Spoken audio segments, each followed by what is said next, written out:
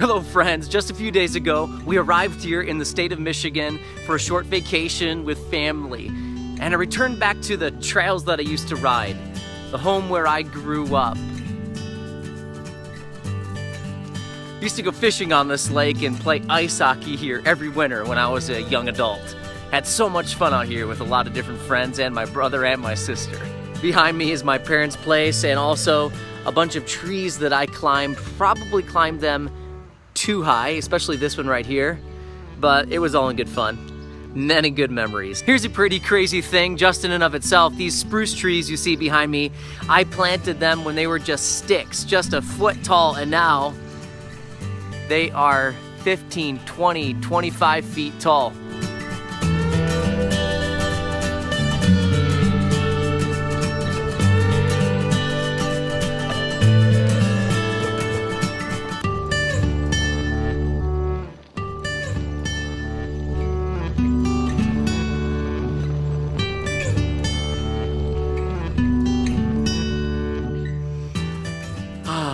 The air is so clean and fresh back here, and this trail you see behind me was used by my brother and I to go mountain biking, to go hiking. We even went winter camping back here with some friends when there was 2 feet of snow on the ground, and once upon a time my brother and I also carried our beloved dog Velvet back along this trail and buried her with many tears and much sorrow and grief. There are many memories tied to this trail. So many days, so many hours, spending time with friends, talking with my brother, walking back here with my mom and my dad and my sister too. And just being here, all these memories start flooding back. There's something about going back to a place where you remember. I looked back at some of the landscape projects that I had worked on and other familiar places, and the sights and sounds all had a therapeutic effect on me. They were like stones of remembrance. I started to remember the decisions that I made when I was young, why I made them. Some regrets came to mind, things that I had done wrong or things I should have said differently. But I also had lots of good memories, lots of positive resolutions about friendships, about ministry that I used to do in this area, about how I developed, the lessons that God taught me. And all of these things started to come into my mind, that they caused me to worship God, to be thankful for what He has done in my life. You see, remembering causes us to worship.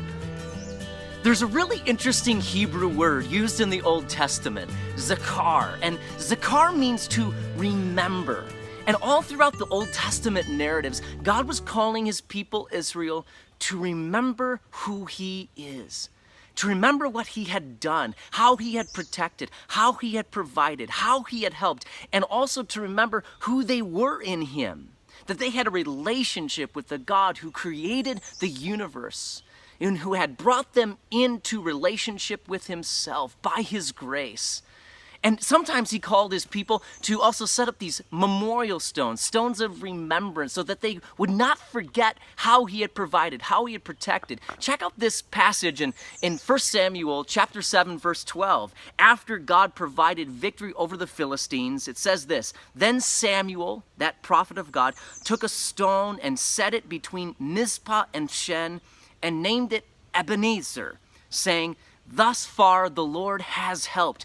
God has helped us. We want to remember this. But 1 Samuel isn't the only time when this happened. In the book of Joshua, chapter 4, it says this, "Now when all the nation had finished crossing the Jordan River, the Lord spoke to Joshua saying," now here's verse 2, "Take for yourselves 12 men from the people, 1 man for each tribe, and command them saying, take up for yourselves 12 stones from here, out of the middle of the Jordan, from the place where the priest's feet are standing firm, and carry them over with you, and lay them down in the lodging place where you will lodge tonight." Now, why would they do that? Well, here's the answer in verse 6. "Let this be a sign among you, so that when your children ask later," and I love that because my children are always asking questions, "Why do we do this? Why is this here?" And their children would do the same thing. It says, they're going to say, "Why? What do these stones mean? Why are they here?" "Then you shall say to them, Because the waters of the Jordan were cut off before the ark of the covenant of the Lord, when it crossed the Jordan, the waters of the Jordan were cut off.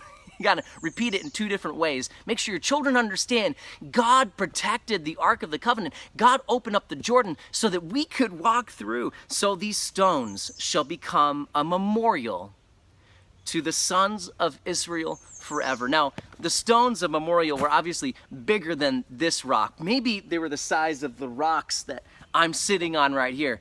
Good chances, though, they were even a lot bigger than that. And so it took these men of great strength, to position them in a stack, I'm assuming, these memorial stones. Remember what God did here. He provided for us. And coming back here to the place of my youth, the place where God taught me many lessons, the place where God protected, provided, in so many ways helped me, it's caused me to worship. You see, remembering that word, zakar, is the first act of worship. To remember who God is, to remember how He has provided for me, then causes me to respond in submission to Him because I'm in awe of Him. Remembering causes us to worship. And then out of that position of submission, we then voluntarily, joyfully obey Him.